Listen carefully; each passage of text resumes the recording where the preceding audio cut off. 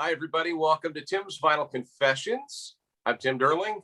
Joining me are Matt Phillips and Will Loomis. And good morning, guys. Morning.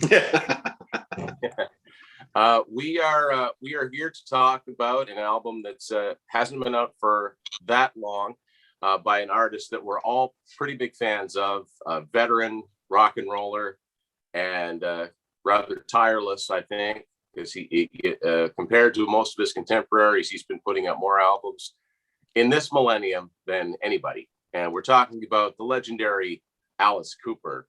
And his latest album is called Detroit Stories. And what's really cool, we'll get this out of the way, is that for the first time since 1973, and only the second time in Alice's career, he has scored a #1 album on Billboard.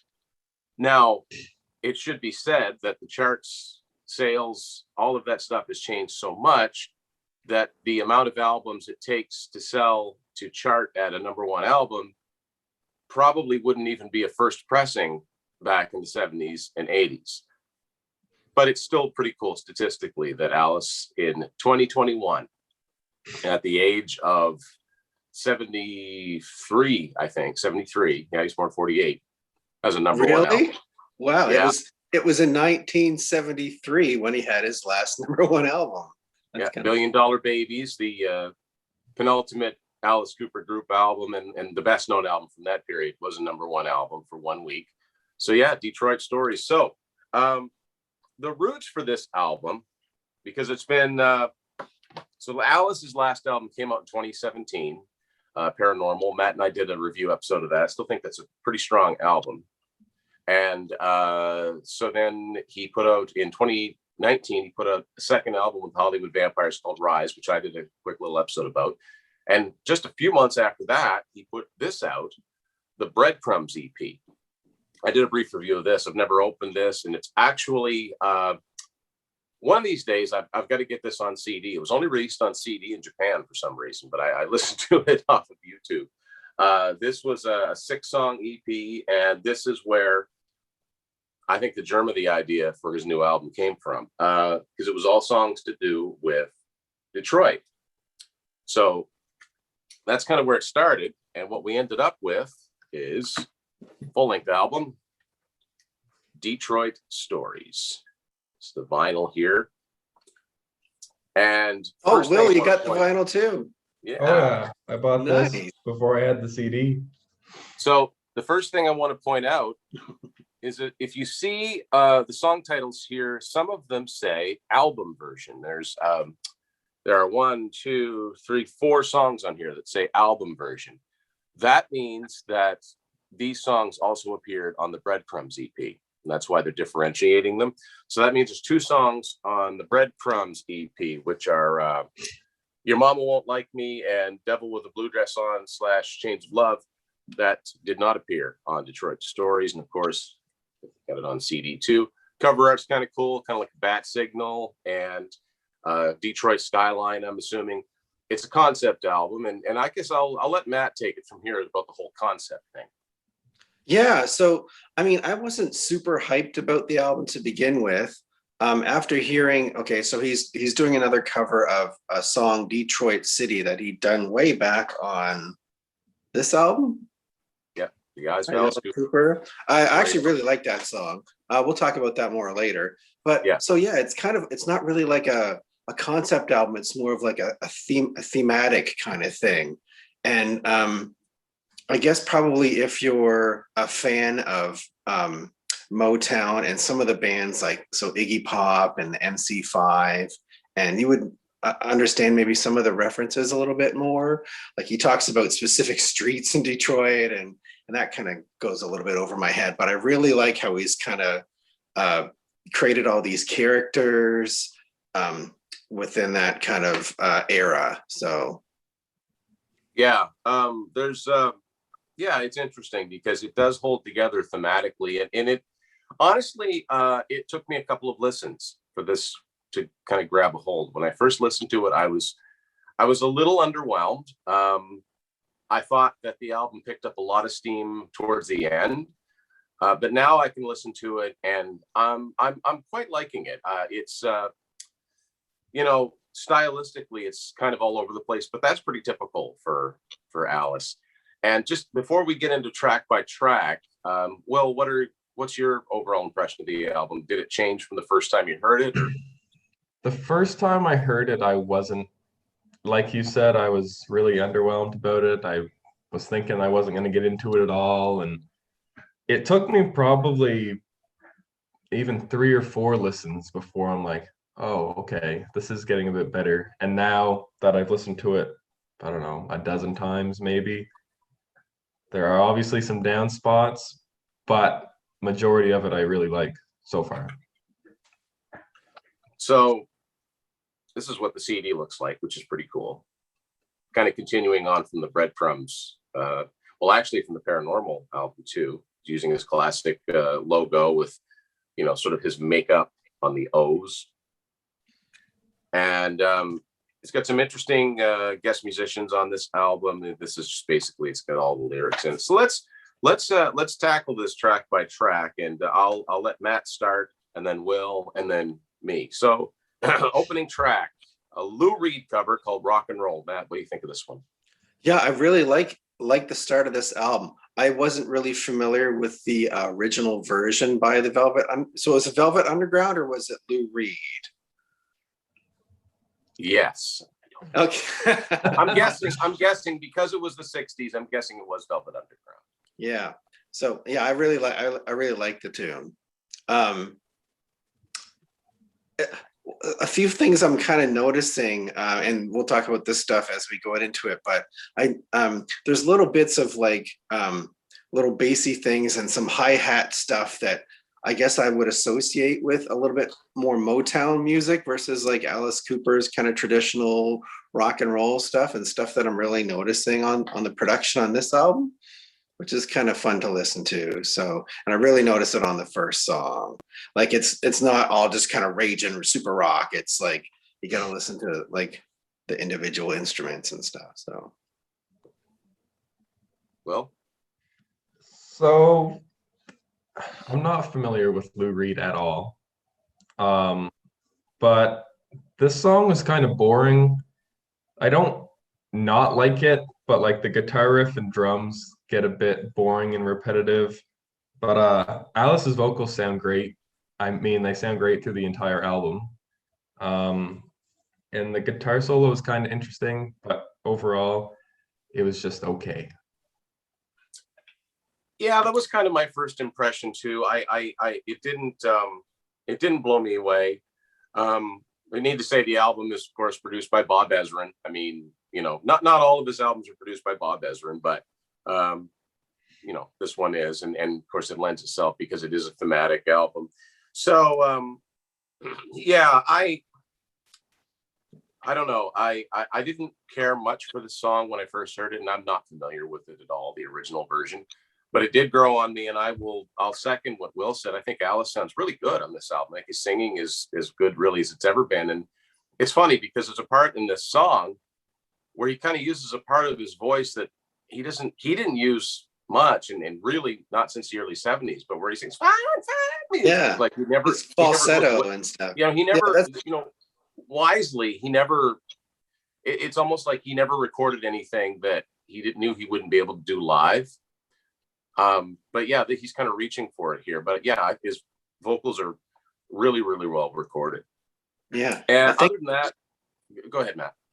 Oh, I was just going to say, I think as we go into it, I'll be curious to see what everyone thinks of the different songs, but I'm kind of noticing that my favorite songs are not the flat out kind of rocker stuff. It's more of the slower stuff. Whereas I think it's going to be kind of the opposite for Will, but I guess we'll see where that goes. And track by track, it lists who's on this album, and he does have some, some ties to his past on here, because Steve Hunter is one of the guitar players, and Steve Hunter, of course, was in Alice's band for many, many years, along with the late Dick Wagner. And this is one of the songs that a guy by the name of Joe Bonamassa appears on, and of course, he's a very, very well-known blues rock guitarist in his own right. And he was a member of Black Country Communion. And I mean, he's one of the very, very few like guitar hero type of guys I think in this century that a lot of people actually know by name. They might not know why they know the name, but they've heard the name before. So that's Rock and Roll, first song. As good a way to start it off as any. Second one is the first of the 4 songs that originally appeared on Breadcrumbs, a very fast one called Go Man Go. And Matt, Go Man Go. Go Man Go. So that's like a straight ahead kind of, Alice is setting him up as kind of, he's like a moron in this song. He's kind of says that. He's letting his, this crazy woman kind of take over his life, I guess, or just make bad decisions for him. And he wants to kind of slow things down. And she's just like, go, man, go. She's like a bad influence, I guess. I don't know. But yeah, I really like this tune. And it's the first kind of original song on the album, too. Yeah.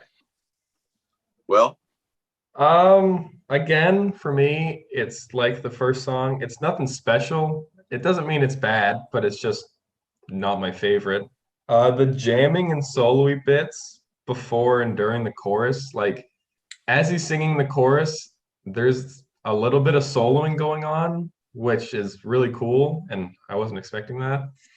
And the chorus is catchy, but it's just really repetitive with the Go Man Go. So I liked it. I liked it from when I heard it on Breadcrumbs. It's a fast, it could be, in a world where new albums were really heavily promoted on the tours that went with them, it could be the opening track because it's fast and it's easy to remember and it's easy to get the crowd shouting. It's 3 little words and on this song, it's kind of the same lineup as on the other song, but I did notice that on guitar, there's Wayne Kramer from MC5 and also Mark Farner from originally Grand Funk Railroad.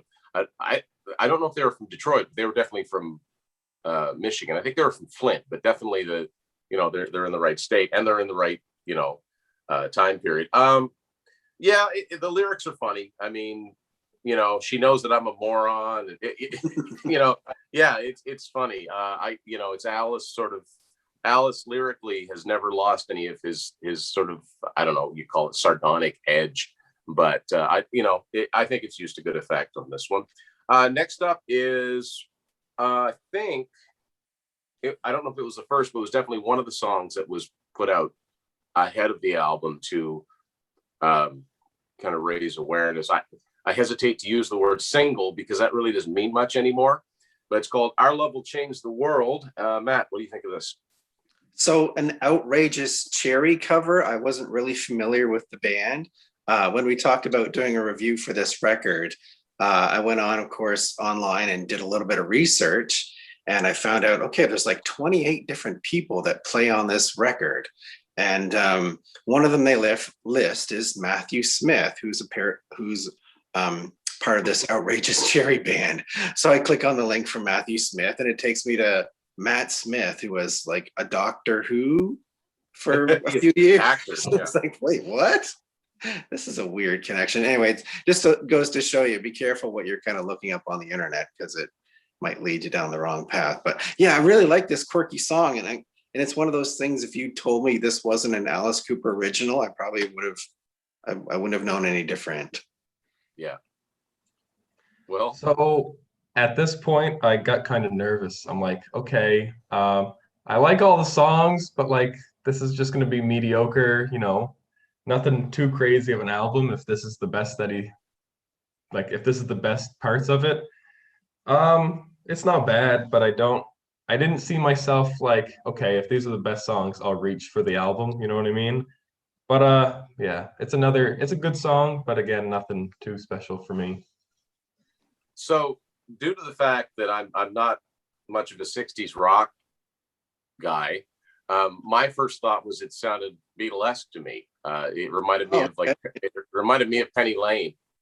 But and that I didn't realize it was a cover either. Really what we should have done, we should have all listened to the covers of all these songs before, but we're talking about this album at hand, so it's okay.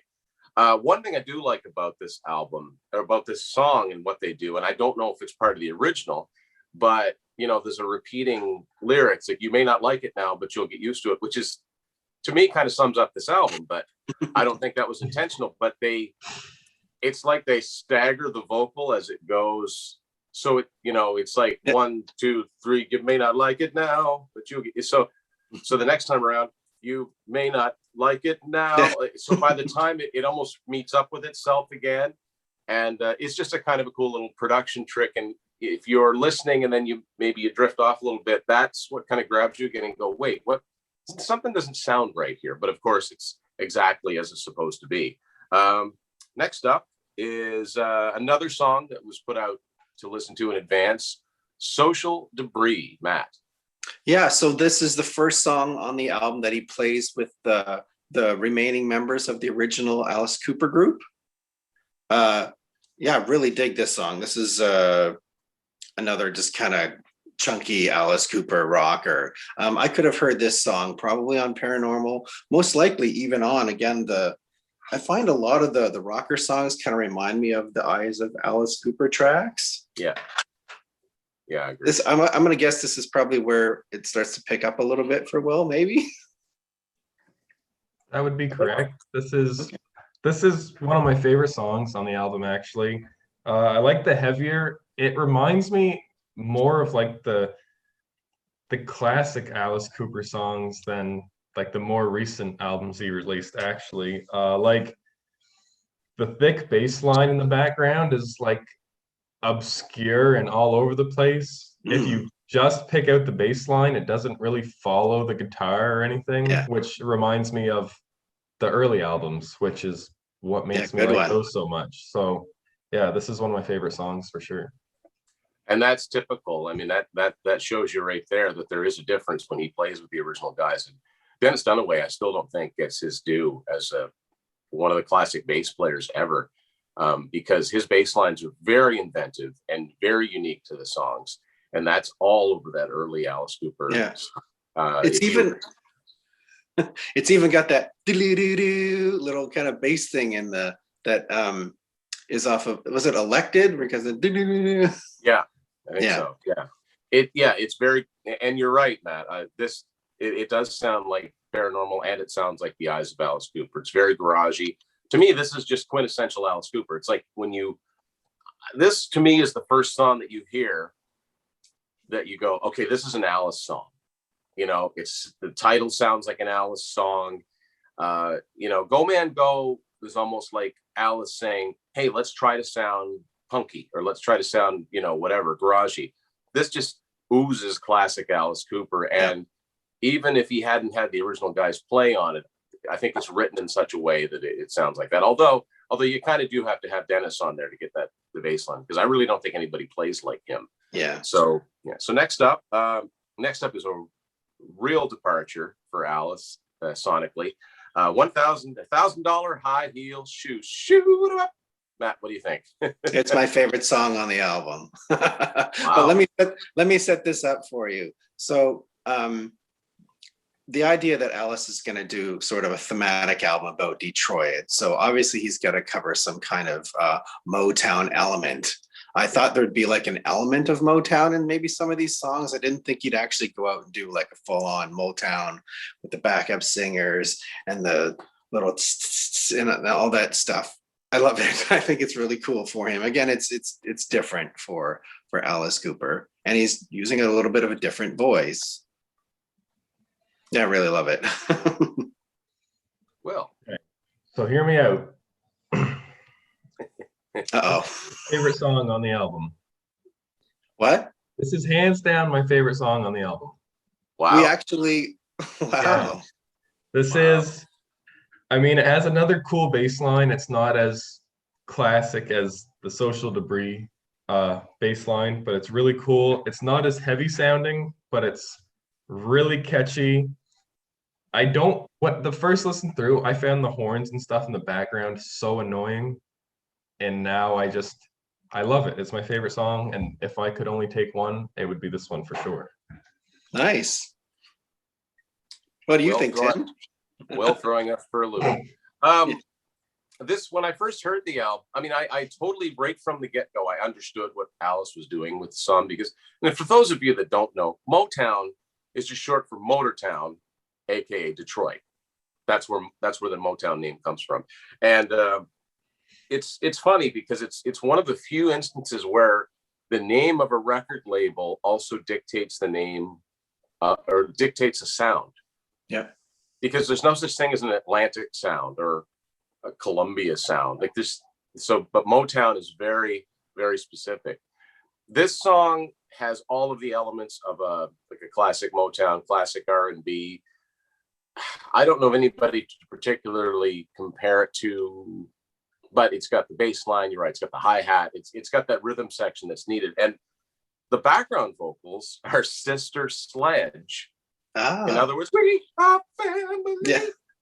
And I think it's the first time it's the first time that name has appeared on an album in my collection, but it fits. And it also kind of reminds me of not only Detroit, but based on my limited experience listening to very early stuff from the Jay Giles band, which was very Motown R&B influenced, but in more of a blues rock vein. I kind of get that vibe from it too. It didn't sound like something that was going to go with repeat listenings for me the first time I heard it, even though, like I said, I understood what he was doing, but it did grow on me. It's not I don't know what my favorite song on this album is yet, but I do like it. And you're right, Alice, as he has done so many times, he's using a different voice for this one because, you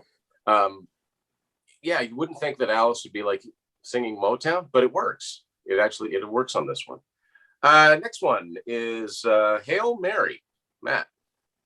So Hail Mary, I mean, Hail Mary could be like a sister song to Go Man Go. It's another kind of story song about every day around this time, a little vision of religion comes walking by. So he's talking about a specific girl. And I'm assuming maybe the same girl that he was talking about in Go Man Go. And now he actually names her in the song.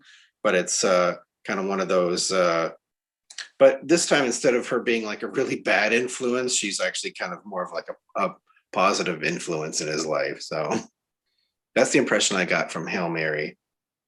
Okay. Well, this song definitely takes it back to the heavier sound. And on Social Debris, when he sings, it goes exactly with the guitar.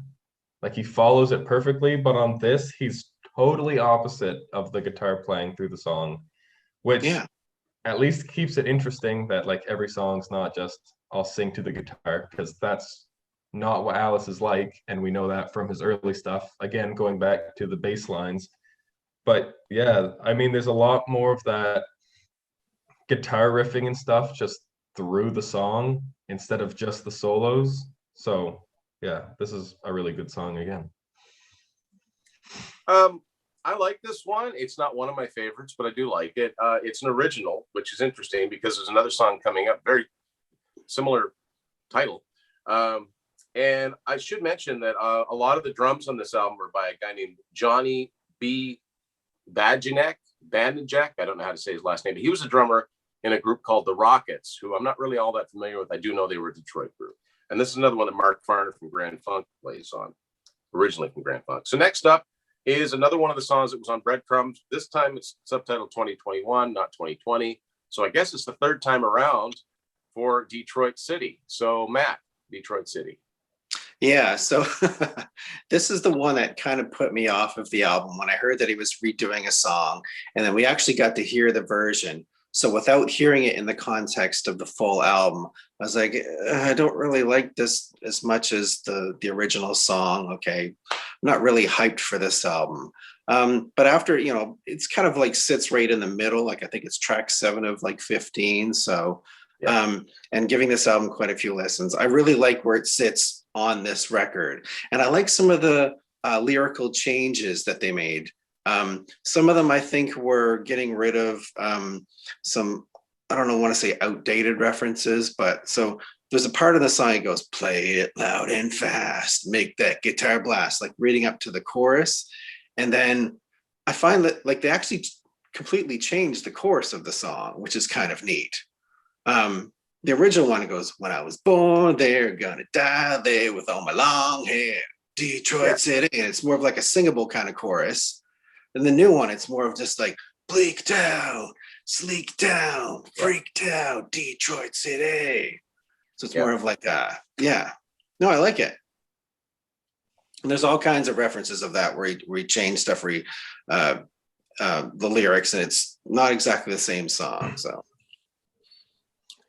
I also really like this song. It reminds me a lot of what he did with the Hollywood Vampires when he did My Dead Drunk Friends, bringing it to like, these are all the people that influenced me and let's have a drink for them, only it's the play like today's your last and stuff like that. Yeah. So I really like this song as well. Good one, Will. Yeah, the Eyes of Alice Cooper is a really, if anybody's never heard it, because so many of these albums that Alice put out were just kind of forgotten because a lot of them were on smaller labels. The Eyes of Alice Cooper is a really fun, really garagey. My understanding is that, I'm not going to do a review of it, but they banged it out really, really quickly because he had a limited amount of time in the studio and they just put it out. And that was one of my favorite songs on that album too. So I like the changes he made to it. I like the fact that it wasn't just let's record it again. That wouldn't have made any sense. And Matt's right. It does sit right in the middle of it. And even though it, I think that if it hadn't already appeared on 1, 2 of his previous releases, if it was a brand new song, it might have worked as the first track. But I think wisely, he didn't put it as the first track. He's like, well, why are you going to start your album off with a re-recorded version of a relatively recent song for him? So I think it's in the right spot on the album. It sounds good. It just sounds good. Next one, Drunk and in Love, Matt. So another song with sort of original Alice Cooper group characters. The first line of the song pretty much made me laugh. I saw you, baby, and I pissed my pants. Yeah. So here we have Ozzy Osbourne's last album. One of the songs he talks about crapping himself. Now we have Alice Cooper talking about pissing his pants. So I was like, okay. Yeah. It's one of my least favorite songs on the album. I do kind of like that slow kind of groove to it, but it's not one of my favorites. Well, so you mentioned the slow kind of groove to it, but the pace of the vocals is like, it sounds faster than the song is. Yep. But works in a weird way. I still like the song. Is that a harmonica solo, like playing over the guitar? Could be, Will. I think in the first. Well, it's actually harp. Alice Cooper. And that's Alice. It says Alice on harp. Yeah, there's the first guitar solo. The guitar is like in the back, and it's a harmonica solo, and it's, I don't know, it works for me. I still really like the song. From here, from Social Debris till now, I have no complaints. Like, it's just a great album up until this point. Sorry, Tim, just to correct myself, I talked about it was another Alice Cooper group song. It was written by Dennis Dunaway and Bob Ezrin and Alice Cooper, but it's got different people playing on it. So you got your Joe Bonamassa and that Johnny B on drums again. So, and it makes sense too. It's a straight up blues song, really, which makes sense that Joe Bonamassa would be playing on it. I mean, this is one of those ones, like you said, Matt. It talks about. I lost the lyric, but it mentions a couple of streets. Yeah, from Woodward Avenue to Old Brush Street. Well, I guess if you live in Detroit, you're like, oh, I know where he's talking about. So, and you're right. In typical blues fashion, well, I mean, he's kind of half singing, half talking. Yeah. And I get it, but it's a little boring. I think it's not one of my favorites. It's okay. It's still carrying on that something about there's a girl in this whole album. Yeah. Next up, Independence Dave. So Matt, take it. Yeah, I think that one's kind of like Go Man Go again. Just he lets it rip, and I don't know. I kind of think it's fun. Again, there's all kinds of references to downtown and St. Clair's Shore, and I like it, but it's not one of my favorites. It's kind of fun though. So I have written here that the chorus is simple and repetitive, like Go Man Go. So I didn't like Go Man Go. Works a bit better, but this is where the album starts to like not fall off, but go back to, oh, okay, this is like a decent album. The middle is really strong for me, but it's okay again, I guess. Oh wow. The best part of this song to me is the lyrics. This might be my least favorite song on the album, and that's not to say it's bad, but like, well, is it that Dave Independence, Dave Independence, Dave, like, it's okay. It's just okay. Now to me, things really kick into gear, and I'm curious to see what you guys think of this. The next one's called "I Hate You." Track number 10. It's my second favorite song on the album, I think. So what have we got on here is, so it's one of those kind of back and forth. It's Alice talking to Dennis, talking to Mike, talking to everybody. They're just saying stuff about each other, like maybe stuff they would have said in the press or something. It's like, I hate you and your stupid bass. What's it like up there in space? And then you hear Alice, you ought to know, like in the background. It's got all these kind of like, yeah. I really like this tune a lot. Yeah. Well, at first I actually thought it was Iggy Pop. Okay. Well, that would have made sense. I thought it was Iggy. I thought it was different bands from the region kind of going back and forth with each other. But now that I look at the actual lyrics, it's Dennis and Neil and Alice going back. That would have made sense. Yeah. But yeah. Well, I also thought it was different bands going back and forth, not just themselves. But I also really like this song. The heavy drums and guitar in the intro and throughout the song, I think that's great. I laughed at the a guillotine, oh big surprise. That is probably my favorite lyric of the song. I think that's hilarious. But yeah, this is a great song as well. Of course, the first thing it reminded me of was the Kiss song "You Wanted the Best" from Psycho Circus, which has the four guys, and that's exactly what that song was taking things from the press and singing to each other. But I like how they're specifying who's saying what. Yeah. Is it a song? It's more of a ditty. You know what I mean? Like they're not singing really. But it's really interesting because, I mean, you know, a platinum god, you're a big disgrace. Platinum god was always Neil Smith's nickname. But what I find is interesting, and I don't know what you guys think about this, but at the end, we hate you, we hate your sneer, the cigarette smell, beer, blah, blah, blah. But most of all, we're filled with rage at the empty space you left on stage. That's all of them speaking to the late Glenn Buxton, who passed away in 97, who's the member, the other original member of the Alice Cooper band, who, you know, if he was living, he'd be taking part in all of these reunion things too. But when I first heard it, before reading the lyrics, I wondered if it wasn't the three guys saying that to Alice for breaking up the original band and going solo. So, you know, it could have a double meaning. I really like it though. It's a lot of fun and it's classic Alice Cooper. Like it's, you know, they could have done a song like this on any of the original Alice Cooper band albums.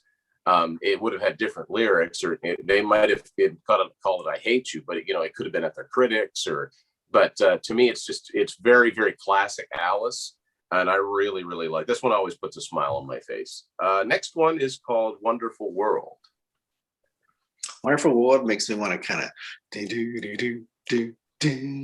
makes me want to kind of snap my fingers along. It's like a long lost song that could have been on the Goes to Hell album. I really like this one too. It's like some folks. So folks. Yes, yeah, I like it.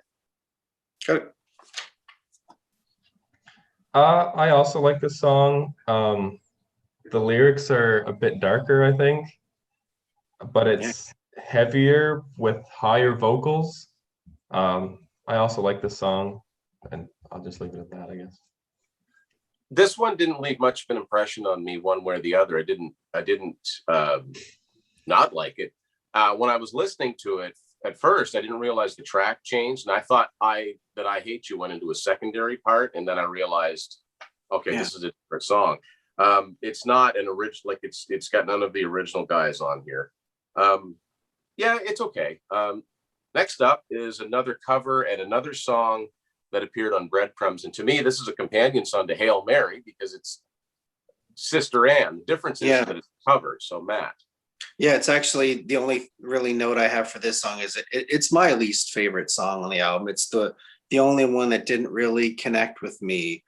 Coming still like late into the album, and it's sort of like a song that they took that fits the whole theme of the girl and stuff. But I really actually I can't even really think of how it goes in my head right now. So my least favorite song, but it's not terrible or anything. But just never got into it or haven't gotten into it yet.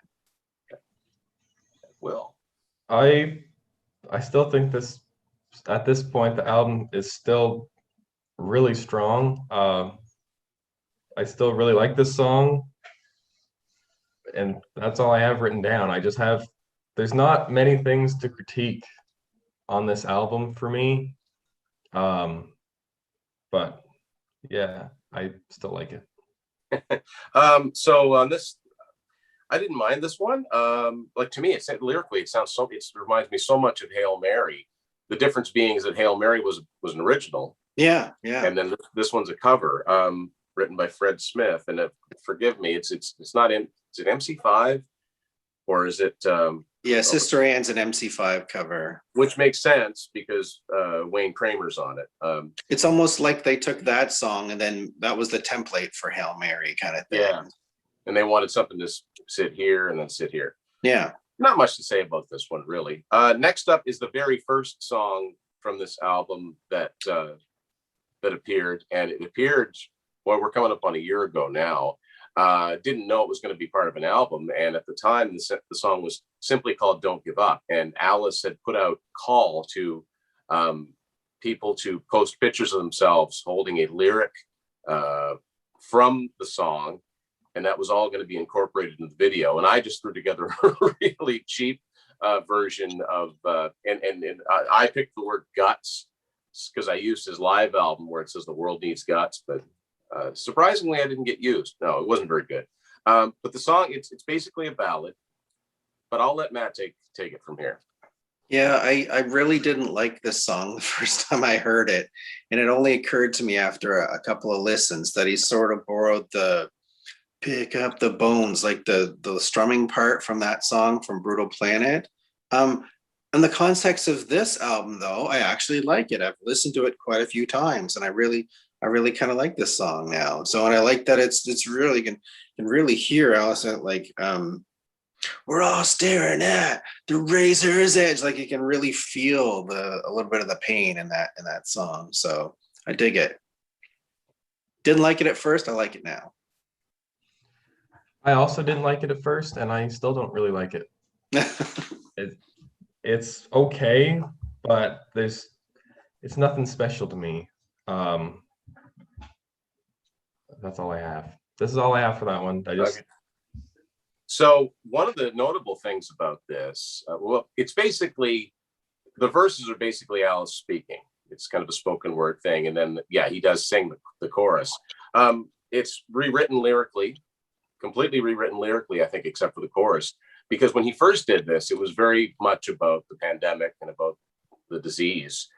Because he wrote a line that our killer is a nameless entity that knows no whatever. But he's rewritten it to be about mental illness. He even has a suicide hotline at the end of this, which is a really cool thing. The only thing that I wish, just as a completist, I wish that Alice had stuck the original recording with the original lyrics maybe at the end as a bonus track. But the other thing I like about this is that all the songs that are on the CD are on the record. There's no difference. Yeah. So, yeah.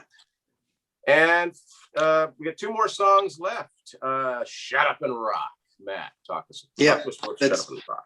It's another go man go-ish kind of fun. I like the song. It doesn't really stand out to me. It's kind of really repetitive. So kind of kicking it into gear near the end of the album. But it's not really one of my favorites. Although I did notice it's got Larry Mullen Jr. from U2 on drums. Mm-hmm. Never would have pointed that out unless I'd read that in the lyrics. It doesn't really stand out in that way to me, but Well, that's okay. So this song's just over 2 minutes, I think. Oh yeah. And I haven't been able to get into this at all. Like I said before, the end of the album, it opens slow for me and also closes really slow for me. So this song I sometimes listen to it, and during this song I just don't even realize it's on because it's only 2 minutes, and I'm waiting for it to be over, I guess. I hate to say that because I do like the album a lot, but at the end, I wish he would have just cut it off a few songs shorter. I wonder about this song if it wasn't a leftover from Paranormal. And there's a couple reasons I think that. Number one, Larry Mullen Jr. is on drums, and he's on a lot of the songs for Paranormal. Right. So how many recording sessions is Larry Mullen going to do with Alice? That's why I wonder, because it's got a lot of the same people that were on that album. And also lyrically, it really doesn't have much to do with the rest of the album. I mean, he's singing towards an unnamed woman because it's like, with your color of your knockoff Gucci purse, your opinion of the universe. So I don't know. It's okay. It's a fast rocker and it's over with quickly. Finally, to me, East Side Story, the final song in the album, and another one that appeared on Breadcrumbs, Matt. I'm really trying to struggle to say about this song. Like I don't not like the song. It's quite a slow end to the album. I can't even remember, honestly. I can't even remember how it goes. Johnny, Johnny, go. Oh, right. Yeah. Yeah. No. All right. Yeah. So that's the one that has the kind of reminds me of Gloria by Van Morrison or them or yeah. Okay. Yeah. Yeah. I do. Yeah. Right. Okay. Yeah. Yeah. It's not bad. Okay. Well. So this is a Bob Seger song originally. Yeah. You wouldn't know it. That's if someone told me, oh yeah, this is a Bob Seger song, I'd be like, no, it isn't. It doesn't sound anything like a Bob Seger song. And I also don't love it as an Alice song. It's just, I don't have a particular reason why I don't like it, but I just don't like it. Well, this is where like you guys both really like $1,000 high heel shoes. I really like this one. I don't know why. It's very 60s sounding. I think 60s sounding. I think it's going to grow on me. And that would surprise me, just knowing, because it does sound like Gloria, which a lot of people have done. And it should be mentioned, like, I think Bob Seger put out he was around for almost 10 years before he became popular with like Night Moves. And his early stuff was very garage rock. Like, of all that time period, really the song that most people would know by him is a song called Ramblin' Gamblin' Band, which again doesn't sound much like what you think of Bob Seger's like the heartland rock of old time rock and roll and Against the Wind and Like a Rock, and this doesn't sound anything like that. Like I said, it's very 60s garagey sounding, like a bunch of guys that scraped up enough money to do a recording session and went in, and it's a very classic story song, very 60s-ish, where like Leader of the Pack or something like that, where the girlfriend begs the guy not to go and he dies. It's a tragedy song like Dead Man's Curve or Last Kiss or one of those ones. And I really like it. It's different. It doesn't really sound like Alice either. And I don't know what it has to do with the rest of the album other than, the Michigan, the Detroit connection. But is it the best way to end the album? I don't know about that, but something had to, I guess. So I really don't mind this one. So Matt, overall, do you think this is going to be one that bears repeated listenings, or what are your thoughts? Yeah, like I said in the beginning, I had almost really very little hype from this. After hearing the Hanging On by a Thread song earlier, after knowing there's a cover of his own Detroit City song, I was like, I'm probably not really going to love this album, but I've probably listened to it 10 or 12 times. And I'm really starting to dig it. And I kind of wish, I know you got the vinyl and the CD. I'm kind of knocking myself for not picking those up because the vinyl is becoming hard to find. So, Well, When Paranormal came out, I listened to it to death. Like I listened to it for like almost 2 months, and I still love it, yeah. but I haven't listened to it for a very long time. And honestly, come the end of the day, like I think I'll have more listens on this than I will Paranormal, even like in the future. As much as I love it, Really? I don't know. I could play this on repeat more than I could play Paranormal. Although I like Paranormal more. So Do you yeah, like it's weird, do you but do you like the flow of the album better, Will, or you just you find it easier to just kind of I don't know what it is, but if I was gonna like go for a drive or go on a road trip, I think it would be easier for me to take this with me than Paranormal. I know that's a wow. hot take. Yeah, see, had to have something surprise at the end for sure. Well, no, it's interesting. It's funny because I thought that the next thing Alice Cooper was going to do, and I was really excited to hear about it, was collaborating with Desmond Child again. So I thought we were going to get another Trash or Hey Stupid, and love that period for Alice. And maybe that's next. I don't know. I love the fact that he's been so prolific at this late stage in career, where it takes bands years in between albums. And I think it's because he's not a band. He calls the shots, and you don't have to get five guys together and everybody's different lawyers. Aerosmith. I like it, man, but I really like Paranormal. I don't know. As a matter of fact, I listened to Paranormal a couple times this week too, but a worthy addition to the Alice Cooper catalog. And again, it's so cool that it's number one. Like, it's just a number one album. Wouldn't have seen that coming because, like Brutal Planet and Dragon Town, they were like 197 on the chart, like it barely charted. Some of them didn't chart at all. So the fact that, he scored a number one album, and I'm sure the next week it'll drop to below the top 40 and disappear, but it's still statistically very cool to know that, he's got another top 10 album. Like, this would have been his first top 10 album since Trash, I think. Because I don't think Hey Stupid, I think Hey Stupid was in the 20s or something, but it's pretty cool little statistic.